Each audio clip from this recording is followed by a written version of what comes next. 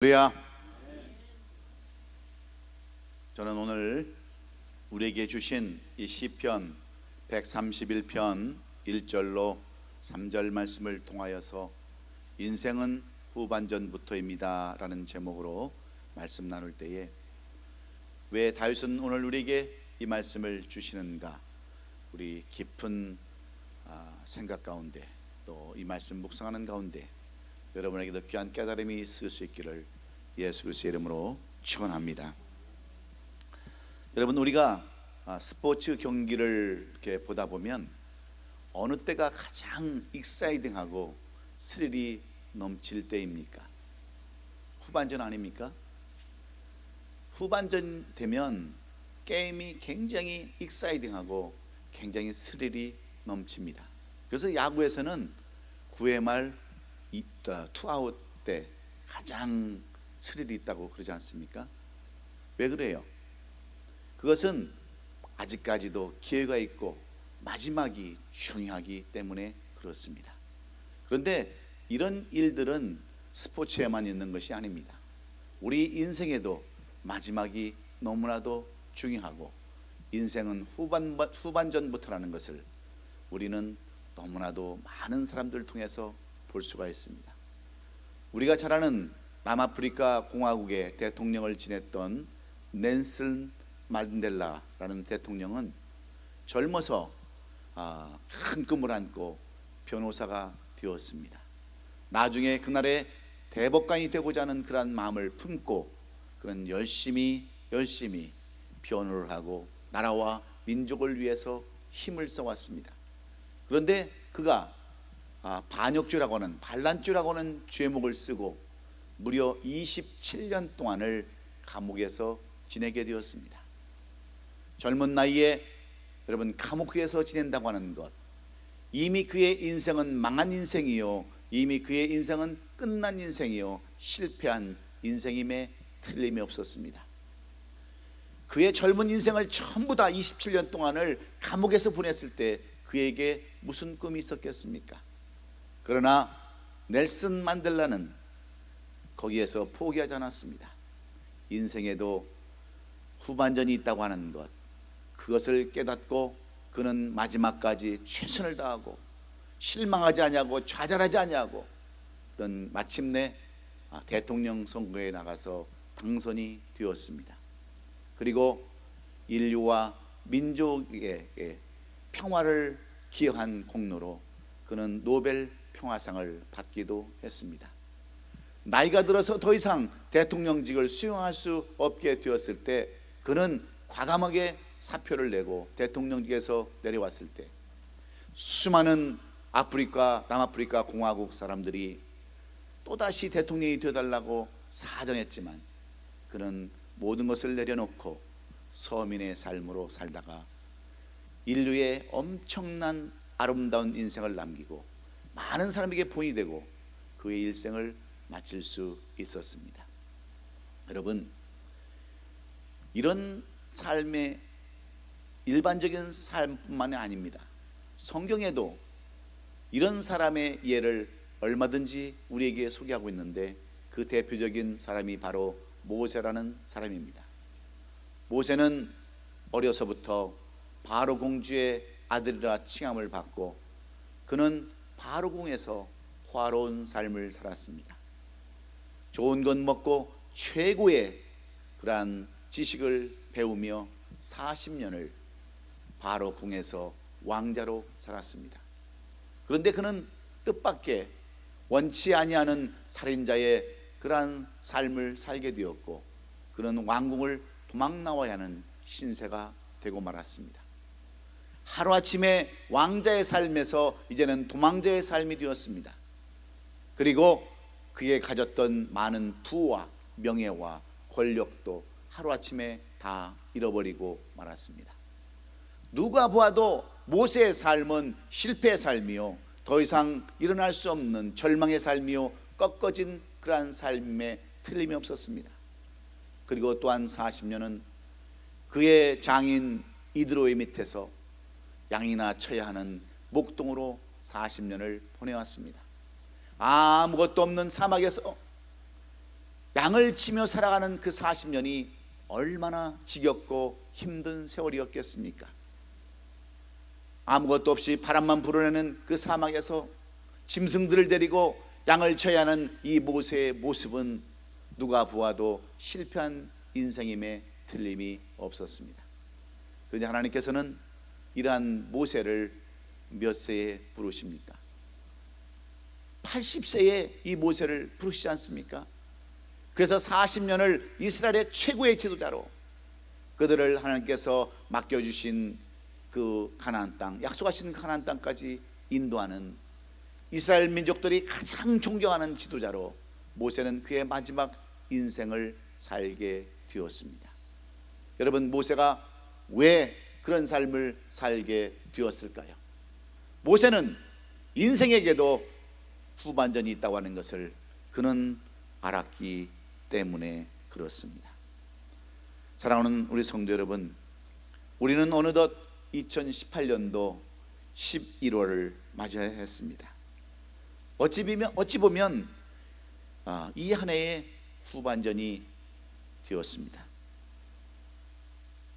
그것은 지금까지 지내온 그러한 날들을 우리가 되돌아보면 우리는 아무것도 이룬 것이 없다 할지라도 우리는 지금 이때가 얼마나 중요한 때인가를 우리는 분명히 알아야 합니다. 그것은 지금이 이 한 해의 후반부가 되기 때문입니다. 이 후반부를 놓치면 올 한 해에도 어김없이 아쉬움과 안타까움으로 또 후회함으로 보낼 수밖에 없기에 이 마지막 두 달이 이 한 해의 마지막이라는 것, 후반전인 것을 깨닫는다고 한다면 우리는 어떻게 살아야 되겠습니까? 우리의 인생도 우리의 삶도 마찬가지입니다. 비록 지난날의 삶이 힘들고 어려웠다 할지라도 우리가 포기할 수 없는 이유 중에 하나는 우리의 삶에도 후반부가 있기 때문인 줄로 믿습니다. 우리의 신앙에도 여러분 후반부가 있기 때문인 줄로 우리는 믿습니다. 그런데 우리의 신앙을 살펴보면 여러분 어떻습니까? 지난 한 해 삶을 살아보면 10개월의 삶을 되돌아보면 얼마나 우리가 나태해졌고 우리가 얼마나 최선을 다하지 못했는가를 우리는 볼 수 있지 않습니까? 그런데 우리가 한 가지 소망을 가져야 할 것은 우리말에 쥐구멍에도 볕들 날이 있다고 하는 그러한 말 때문입니다. 여러분, 깜깜한 굴 속 같은 쥐구멍에도 볕이 뜰 날이 있다고 하는 것은 여러분 희망이 있다고 하는 이야기요, 소망이 있다는 이야기요, 인생 마지막에도 후반부가 있다고 하는 것을 말씀해 주고 있지 않습니까? 그래서 우리말에는 또 길고 짧은 것은 대봐야 안다고 하는 말이 있습니다. 이 말은 똑같은 말입니다. 마지막까지 누가 최선을 다하느냐에 따라서 인생이 달라지고 삶이 달라진다고 하는 그러한 말과 똑같습니다. 그래서 우리 인생은 후반부라고 하는 말에 소망을 가지고 넬슨 만델라처럼 모세처럼 나중의 삶을 아름답고 가치 있는 삶, 행복한 삶으로 다 마무리하는 저와 여러분이 될 수 있기를 예수님의 이름으로 축원합니다. 그런데 참으로 안타까운 것은 인생의 전반기를 잘 살다가 나중에 후반기에 들어와서 다 망쳐버리는 사람이 있는가 하면, 어떤 사람은 인생의 전반전부터 시작해서 후반부까지 온 인생 전체를 거쳐서 실패한 삶, 망가진 삶, 그 다음에 후회하는 삶을 살아가는 사람들이 많습니다. 그런 사람을 보면 얼마나 슬프고 안타까운지 모릅니다. 근데 왜 그런 사람들은 그런 삶을 살아갈 수밖에 없을까요? 그런 사람들은 불행하게도 인생의 후반이 있다고 하는 것, 인생은 후반부터라는 그런 사실을 그들은 깨닫지 못하기 때문에 노력도 아니하고 여러분 인내도 하지 아니하고 최선을 다하지도 않는 그런 삶을 살아가기 때문입니다. 그래서 이미 지나가 버린 그 세월만 붙잡고 안타까워하며 미련을 버리지 못하고 세월만 보내는 한심한 삶을 살아갈 수밖에 없는 것입니다. 이런 사람의 대표적인 예를 성경은 빼놓지 않고 말씀하고 있는데 그 사람은 바로 사사기에 나오는 기드온이라는 사람입니다. 기드온은 전반적인 인생은 얼마나 훌륭했는지 그를 용사라 부르면서 미디안과의 싸움에서 겨우 300명만 가지고 300용사만 가지고 미디안의 그 수많은 사람들, 바다의 모래 같고 하늘의 별 같은 그러한 많은 사람들을 다 쳐부수고 승리하는 삶을 살았습니다.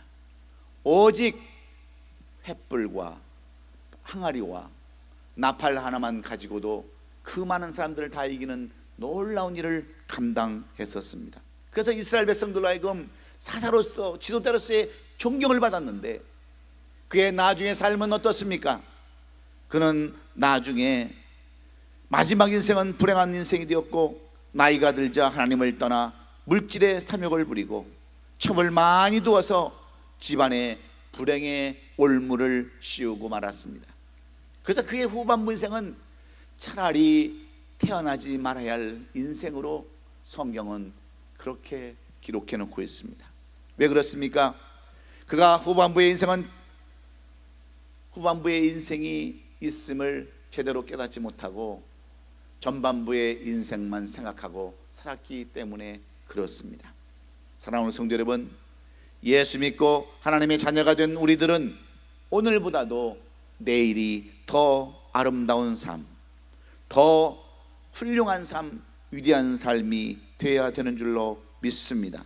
그 이유는 예수 믿고 사는 사람들이 추하고 비참하게 사는 것은 바로 전능하시고 무도하신 하나님을 욕되게 하는 것이요, 전도의 길을 막고 하나님의 영광을 가리는 것이기 때문인 줄로 믿습니다.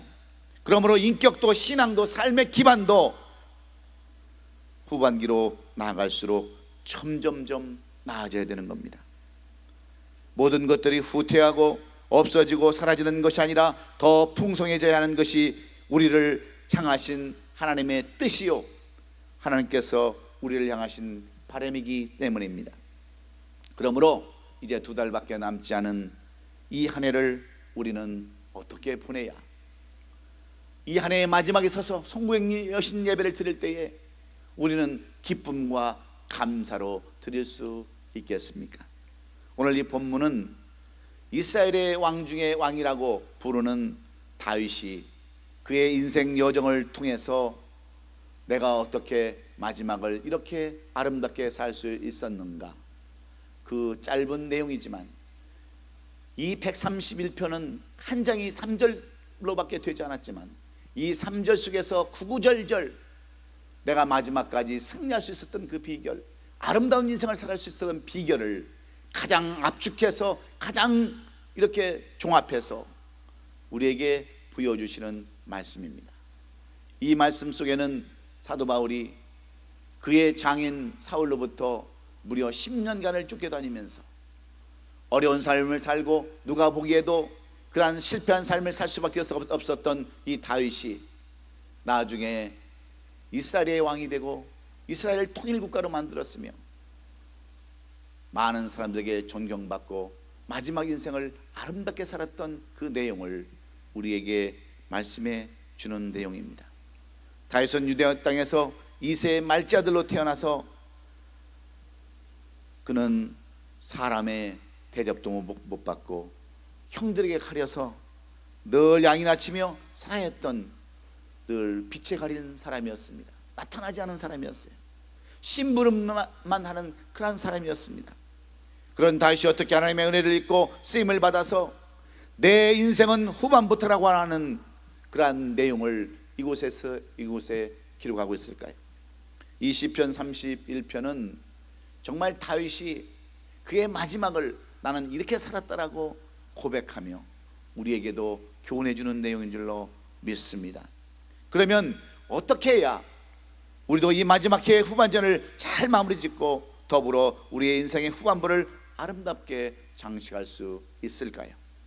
어떤 사람이 후반부에 더 강해지고 승리해지는 그런 삶을 살아갈 수 있을까요? 다윗은 자신의 삶을 비춰서 우리에게 3가지로 교훈을 해주고 있는데, 여러분, 끝을 아름답게 맺으려면, 인생의 후반부를 정말 아름답게 장식하려면 어떤 삶을 살아야 한다라고 가르칩니까? 첫째는 지난 시간을 돌이켜볼 줄 아는 사람이라고 말씀합니다. 지난 시간을 뒤돌아보며 반성할 줄 아는 사람이 마지막까지도 승리하고 인생을 아름답게 장식할 수 있다라고 다윗은 말씀하고 있습니다. 오늘 본문 1절의 말씀에 보면 여호와여 내 마음이 교만하지 아니하고 내 눈이 오만하지 아니하오며 내가 큰 일과 감당하지 못할 놀라운 일을 하려고 힘쓰지 아니하나이다. 하나님, 내 마음이 교만하지 않고 내 눈이 오만하지 아니하오며 내가 큰 일과 감당하지 못할 놀라운 일들을 내 스스로 하려고 나는 애쓰지 않겠습니다. 하나님께서 지금까지 모든 것들을 다 하셨기 때문에 나는 겸손한 마음으로, 온유한 마음으로 주님 앞에 모든 것을 맡기고 살겠습니다. 왜냐하면 나는 지난날에 이러한 은총도 받을 수 없는 사람이기 때문입니다. 내가 지금 비록 사울왕에게 쫓겨서 이렇게 비참한 인생을 살지만 늘 엥게리 동물을 전전하며 사막을 도망다니며 식솔들을 데리고 고난과 고통 가운데 삶을 살아가지만 내 지난날을 살펴보면 나는 어떤 사람이었습니까? 나는 하나님의 은혜 없이는 살 수 없었던 사람입니다. 나는 이세 아버지의 말자들로 태어나서 그저 양치는 목동에 불과했는데 하나님께서 저에게 능력을 주시고 은혜를 베풀어 주셔서 골리앗이라고 하는 장군을 때려 죽이고 내가 이스라엘의 하루아침에 바로 뛰어나는 사람으로, 존경받는 사람으로, 이스라엘의 군대 장관으로, 악사로 내가 불림을 받지 않았습니까? 그래서 나는 내 마음이 교만하지 아니하고 내 눈이 오만하지 아니하며 내가 큰 일과 감당하지 못할 놀라운 일을 내 스스로 하려고 나는 애쓰지 않겠습니다라고 고백하는 다윗을 우리가 볼 수 있는 것입니다. 다윗은 한마디로 지난날을 내가 되돌아보면서 반성할 줄 알고 깨달을 줄 아는 사람이었기 때문임을 우리에게 보여주고 있습니다. 우리 인생에도 성공적인 후반부 인생을 맞이려면 무엇보다도 우리는 후반부를 시작하기 전 전반전의 나의 모습을 보아야 합니다. 전반전의 삶은 제대로 된 삶이었는지, 정말 실수는 없었는지, 아쉬운 점은 없었는지 살펴보고 잘못된 것은 고쳐나가고 좋은 것은 감사하며 하나님 앞에 영광을 돌릴 때에 그 마지막은 더욱더 아름다운 줄로 믿습니다. 바로 예전의 삶이라고 하는 전반전 하프타임을 잘 분석하고 살펴볼 줄 아는 사람은 후반부에서도 잘 보낼 수 있기에 지난날을 돌아보며 반성한다는 것처럼, 지난날을 뒤돌아보면서 깨닫는 것처럼 중요한 것은 없는 줄로 믿습니다. 여러분, 우리는 다 지난 과거 속에 살아가는 사람들입니다. 지난 날들을 다 살아온 사람들입니다. 그런데 지난 날들을 뒤돌아보면서 깨달음이 없다고 한다면 그것은 앞으로 나가기에, 미래를 바라보기에, 후반전을 바라보기에 힘든 삶을 살 수밖에 없다고 하는 겁니다. 그래서 늘 우리는 깨달음이 있어야 합니다. 내가 지난 과거에는 어떤 사람이었는가, 내가 지난 과거에는 어떤 삶을 살았는가, 내 자신을 깨닫고 돌이키면서 나갈 때 그런 사람을 하나님께서는 쓰시고 그의 나중을 아름답게 만드는 줄로 믿습니다. 그래서 밥버드라고 하는 그러한 사람은 하프타임이라고 하는 그러한 책에서 이 전반전을 이렇게 정의하고 있습니다. 격렬하게 살아오거나 잘못 살아온 삶을 재평가한 후에 보다 의미 있는 인생으로 나아가는 천안짬이다. 이것이 바로 하프타임이다, 지난 과거다, 이렇게 말하고 있습니다. 그런데 많은 사람들, 이런 삶을 살지 못하는 사람들은 어떤 삶을 살아갑니까? 지난 과거에 얽매여서 시간만 낭비합니다. 지난 과거만 바라보고 삽니다. 그러나 지혜로운 사람, 마지막을 아름답게 장식하는 그런 사람들은 지난 과거를 거울 삼아서, 타산지석 삼아서 자신을 뒤돌아보고 반성하며 깨닫고 좋은 것은 받아들이고 나쁜 것은 버리는 그러한 삶을 살아갈 때 마지막 인생이 골든 인생으로, 골든 타임으로 변하게 되는 줄로 믿습니다. 지금까지 살아온 삶을 재평가할 때 제대로 된 삶을 살 수 있다고 말하는 것입니다. 이렇게 지난날의 삶을 점검하다 보면 느끼고 깨닫는 것이 생기고 그 가운데 마음의 변화가 일어나서 새로운 일들을 하게 되기 때문에 그렇습니다. 여러분, 우리가 늦었다고 생각할 때에 다시 시작하면 그것이 바로 후반전이고 새로운 미래를 시작하는 새 출발점이라는 것을 오늘 우리는 다시 배워야 합니다. 여러분, 지난 10개월 동안 여러분 얼마나 신앙생활 가운데 열매가 있으셨습니까? 여러분 지난 삶 가운데 여러분 얼마나 많은 것들을 거두고 많은 것들을 여러분 세워 나갔습니까? 지금까지 아무런 열매가 없다 할지라도, 지금까지 우리가 싸우는 아무런 그런 것들이 없다 할지라도, 공로가 없다 할지라도, 지금 시작하면 내 자신을 깨닫고 없다는 것도 깨닫고 부족하다는 것도 깨닫고 시작하면 우리에게는 인생의 후반부, 그러한 희망과 기대가 있는 줄로 믿습니다. 우리가 잘 아는 성경 가운데 인물 가운데 다윗은요, 오늘 이 본문에 나온 다윗은 그 누구보다도 의미 있는 전반전을 보낸 사람입니다. 그는 하나님의 은혜로 말미암아 그는 사울 왕을 이어서 이스라엘의 두 번째 왕이 되었습니다. 그가 얼마나 하나님을 사랑하고 하나님의 은혜를 입었던지 하나님께서는 이 다윗을 통해서 이스라엘을 통일국가로 만들어 주셨어요. 그리고 빼앗겼던 모든 땅을 다 되찾아서 이스라엘 왕 중에서 이 다윗처럼 태평성대를 이룬 왕도 많지 없습니다. 그런데 이러한 다윗 왕이 오늘 본문 1절에서 고백하는 대로 왜 나는 더 이상 교만하지 않겠다라고 그렇게 말씀합니까? 그는 이제 왕이 된 후에 점점 나태하기 시작합니다. 왕이 된 이후에 마음이 변합니다. 하나님의 마음, 하나님에서 점점 멀어져 갑니다. 그리고 어느 날 뒤늦게 왕궁 지붕 위를 걷다가 밧세바라는 여인이 모여가는 모습을 보고 정욕을 느끼고 그 여인을 데려다가 간음의 죄를 짓습니다. 이 죄를 덮기 위해서 밧세바의 아내 우리아 장군을 전쟁터에 내어 보내서 죽게까지 만듭니다. 누가 보아도 완벽한 범죄 같지만 하나님은 나단 선지자를 보내서 이 다윗을 책망할 때 다윗은 어떻습니까? 다윗은 그 즉시 회개하고 통회자복하면서 발 앞에 엎드려 눈물로 회개했을 때 하나님은 이 다윗의 마지막을 어떻게 만들어 주셨습니까? 이 다윗에게 하나님은 놀라운 은총을 베풀어 주셔서 그의 인생이 너무나도 아름다운 인생으로, 축복된 인생으로 마치셨을 뿐만 아니라 그가 사울 왕에 죽게 다닐 때 그는 시편 51편 1절에서 이렇게까지 고백했습니다. 하나님이여 주의 인자를 따라 내게 은혜를 베푸시며 주의 많은 긍휼을 따라 내 죄악을 지워 주소서. 이렇게 정말 하나님 앞에 자기 자신을 뒤돌아보면서 간구하는 그러한 삶을 살았을 때 하나님께서는 이 다윗의 죄, 사울 왕보다도 더 독한 죄, 더 큰 죄를 지은 이 다윗을 용서해 주시고 그를 세워주신 것은 그가 자신의 삶을 되돌아보면서 여러분 회개하고 반성할 줄 아는 그러한 삶을 살았기 때문인 줄로 믿습니다. 그래서 그가 1절에서 이렇게 고백하는 거예요.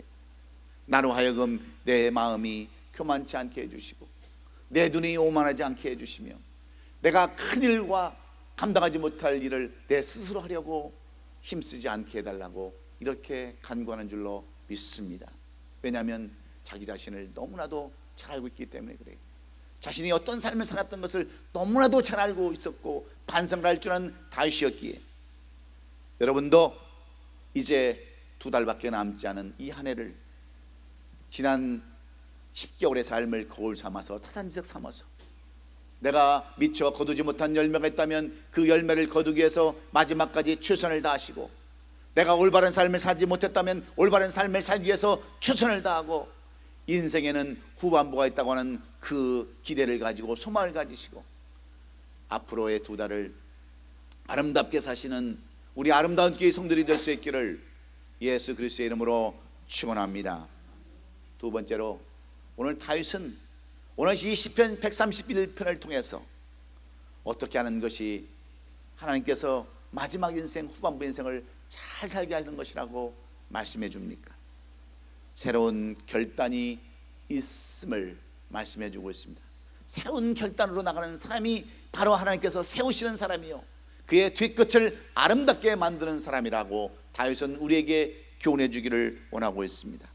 다윗이 후반부 인생을 성공적으로 마칠 수 있었던 것은 그가 과거에서 교훈을 얻고 인생의 기회들을 수정했기 때문인 줄로 믿습니다. 그런데 그것이 다가 아닙니다. 그가 존경받고 인정받은 삶을 살 수 있었던 비결은 바로 이 결단하는 삶을 살았기 때문입니다. 2절에 보면 실로 내가 내 영혼으로 고요하고 평온하게 하기를 젖된 아이가 그 어머니 품에 있음 같게 하였나이다. 내 영혼이 젖된 아이와 같도다. 이렇게 여러분 다윗은 고백을 하죠. 여러분, 이게 무슨 말씀입니까? 젖된 아이와 같은 나, 젖된 아이와 같은 나의 심정을 어떻게 그런 고백하고 있습니까? 다윗은 지금까지 하나님의 은혜로 평탄한 삶을 살아오지 않았습니까? 위대한 삶을 살아오지 않았습니까? 그런데 내가 젖된 아이와 같은 그런 마음이 없이 하나님을 떠나고 하나님을 거부하는 삶을 살았다고 하는 거예요. 저는 이 젖된 아이와 같은 그런 그 삶을 저는 제 동생들을 통해서 저는 실제로 보았습니다. 제 동생들은 쌍둥이인데 어려서 시골에서 이 쌍둥이가 엄마 젖을 이렇게 빨다 보면 여러분 옛날에 먹을 것이 얼마나 있었어요. 젖이 안 나오는 거예요. 저희 어머니는 이 두 동생들을 젖을 먹이느라고 너무너무 힘드니까 나중에 분유를 갖다 주고 그런 걸 해도 애들이 젖을 찾는 거예요.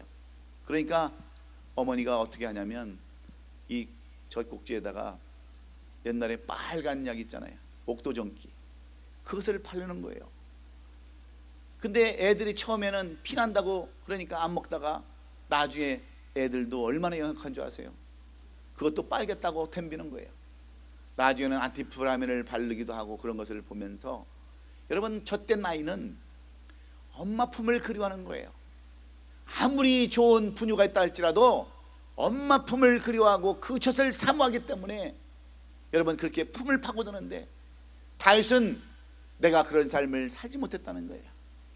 마치 어미의 젖을 떠난 그런 사람처럼 내가 그렇게 살았기 때문에 넘지 말아야 할 선을 넘어버렸고 내가 잘못된 삶을 살았다라고 이렇게 고백하면서 실로 내가 내 영혼으로 고요하게 평온하게 살기를 젖된 아이가 그 어미의 품에 있음 같게 하였나니 내 영혼이 지금 그 하나님을 사모하는 그런 영혼과 같습니다라고 고백하는 거예요. 내가 정말 얼마나 하나님을 사모하고 마치 젖된 아이처럼 그렇게 사모하는 삶을 살아갈 수밖에 없다라고 하는 것은 그가 이제는 새로운 삶을 살겠다라고, 정말 하나님을 사모하며 그 하나님의 그리운 품으로 다시 돌아가겠다고 하는 그의 놀라운 고백을 우리가 볼 수 있습니다. 그래서 하나님은 다윗의 마지막 인생을 어떻게 만들어 주십니까? 이스라엘 대적하여 공격해 오는 그 수많은 나라의 전쟁 속에서도 끝까지 승리하게 하시고 통일국가로 만들어 주셨습니다. 아들과 신하가 반란을 일으키고 마음에 상처를 입혀서도 그는 철저하게 하나님만 의지하고 바라봄으로 말미암아 그는 나중에 태평성대의 세월을 살 수 있었습니다. 그래서 그가 시편 23편 1절에서 고백하는 그 고백이 무슨 고백입니까? 여호와는 나의 목자시니 내게 보조감이 없으리로다. 여호와를 사모하고 여호와를 의지하고자 하는 그 결단이 있을 때 나는 여호와를 나의 목자로 삼으시고 내게는 부족함이 없는 그러한 사람으로, 그러한 분으로 내가 삼겠다고 하는 이 다윗의 고백을 우리가 볼 수 있는 것입니다. 그렇습니다. 마지막까지 승리하는 사람은 어떤 사람입니까? 이렇게 하나님께 붙잡혀 가겠다라고 하나님만 의지하며 하나님의 품을 그리워하면서 그렇게 살겠다라고 다짐하는 그러한 사람이 마지막까지도 승리하는 사람이요 하나님께서 쓰시는 사람임을 여러분 기억하시면서 끝까지 주님 의지하고 끝까지 주님만 붙드는, 그리고 주님만 의지하는 저와 여러분이 될 수 있기를 예수 그리스도의 이름으로 축원합니다. 마지막으로 오늘 다윗은 우리에게 어떻게 하는 삶이 마지막을 아름답게 인생은 후반부부터라는 그런 고백을 우리도 할 수 있다라고 말씀합니까? 3절에 보면 삶의 직접적인 적용 때문이었음을 말씀해 주고 있습니다. 실제로 삶에 적용하고 행동으로 옮기는 그런 삶이었다라고 이렇게 다윗은 우리에게 말씀해 주고 있습니다. 3절에 보시면 이스라엘아 지금까지 영원까지 여호와를 바랄지어다 말씀합니다. 다윗은 인생의 말년 후반부에 자신의 삶을 뒤돌아보고 반성하는 삶을 살았습니다. 그리고 마치 젖된 아이의 심정으로 하나님과 함께하는 삶을 살고자 결단했습니다. 그런데 결단해서 멈추지 아니하고 그는 실제로 삶에 적용하며 행동에 옮겼다고 하는 것이 오늘 다윗이 우리에게 주시는 말씀입니다. 그래서 그가 그렇게 고백하는 거예요. 이스라엘 백성들아, 지금부터 영원까지 여호와를 찬양하라고, 여호와를 경배하라고 이렇게 당부하는 줄로 믿습니다. 실제로 행함이 있는 삶을 살았다고 하는 그의 고백과 똑같습니다. 그래서 다윗은 열왕기상 1장 1절로 4절에 보면 그는 어떤 삶을 살았습니까? 다윗 왕이 나이가 많아들거니 이불을 덮어도 따뜻하지 아니한지라. 그의 시종들이 왕께 아뢰되 우리 주 왕을 위하여 젊은 처녀 하나를 구하여 그로 왕을 받들어 모시게 하고 왕의 품에 누워 우리 주 왕으로 따뜻하게 하시리이다 하고 이스라엘 사방 영토 내에 아리따운 처녀를 구하던 중 수넴 여자 아비삭을 얻어 왕께 데려왔으나 4절에 이 처녀는 심히 아름다워 그가 왕을 받들어 시종 들었으나 왕이 더불어 동침하지 아니하였더라.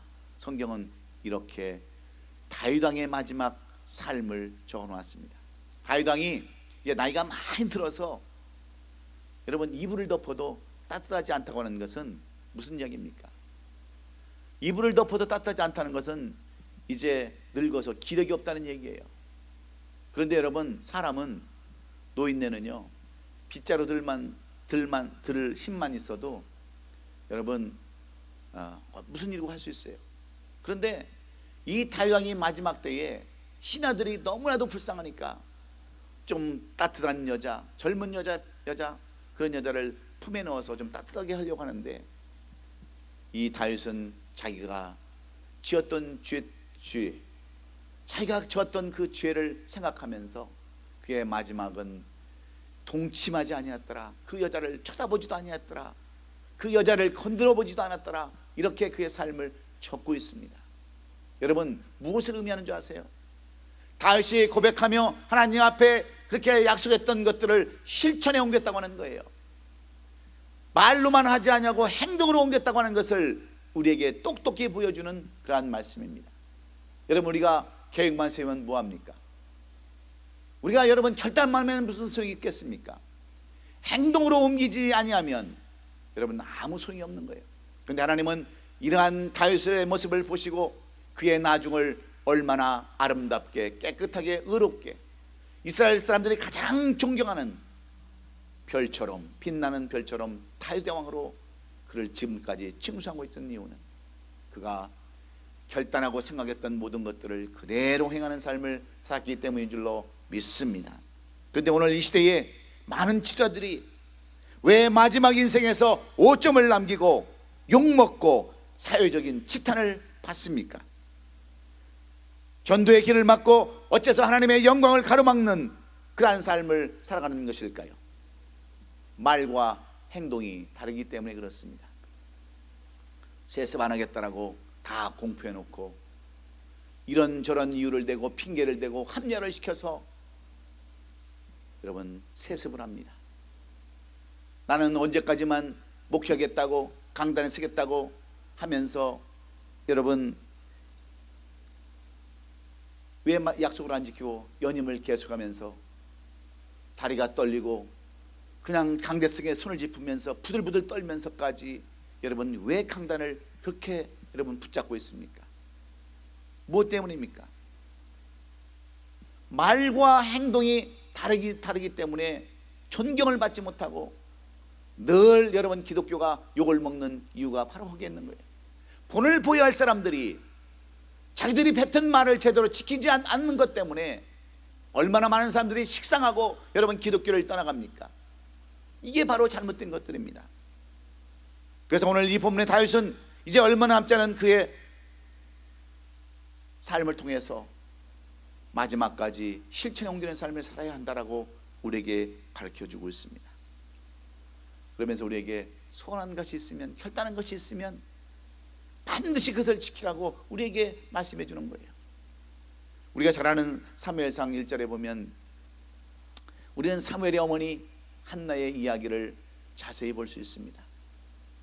사무엘의 어머니 한나는 아이를 낳지 못해서 그 남편 엘가나가 분이나라고는 그런 아내를 세우고 그 여자를 통해서 애를 낳습니다. 그러니 얼마나 속상했겠어요. 옛날에는 아이를 낳지 못하면 손가락질 받습니다. 무슨 죄가 있어서 그런가 보다 사람들이 그렇게 수군대는 그러한 삶을 살아갈 때인데, 이 한나가 애를 못 낳았을 때 그는 하나님 앞에 간절히 소원 기도하지 않습니까? 하나님, 내가 나에게 아들을 주시면 내가 나를 위해서 그 아들을 사용하는 것이 아니라 하나님의 영광을 위해서 쓰기를 원하오니 아들을 주옵소서 하고 간절히 기도했을 때 하나님께서는 태를 열어주셔서 한나로 하여금 이 사무엘을 낳게 했습니다. 그런데 여러분, 한나는 어떻습니까? 이 사무엘이 젖을 떼자마자 실로라고 하는 성소의 제단에 여러분 사무엘을 보내서 그곳에서 양육시키지 않습니까? 우리는 어때요? 옛날 일은 옛날 일이고 옛날에 소원했던 것은 나하고 상관없다고 생각하면서 소원을 안 지킬 때가 얼마나 많습니까? 그런데 한나는 그렇지 않았어요. 눈에 넣어도 아프지 않을 그러한 자식을 젖을 떼자마자 실로에다가 이 아이를 보내서 하나님의 종으로 선지자로 쓰임받게 하는 것을 보지 않습니까? 그런데 하나님은 이렇게 소원했던, 그리고 소원을 지켰던 한나를 통해서 더 많은 아이를 낳게 하시고, 더 많은 아이를 낳겠다는 것은 더 많은 사랑을 받겠다고 하는 것과 무엇이 다를 바가 있겠습니까? 엘가나의 사랑을 독차지하는 여인으로 바꿔주시고 남은 여생을 행복한 여인으로 바꿔줬다고 하는 것이 사무엘 1장에 기록된 내용들이 아닙니까? 그렇습니다.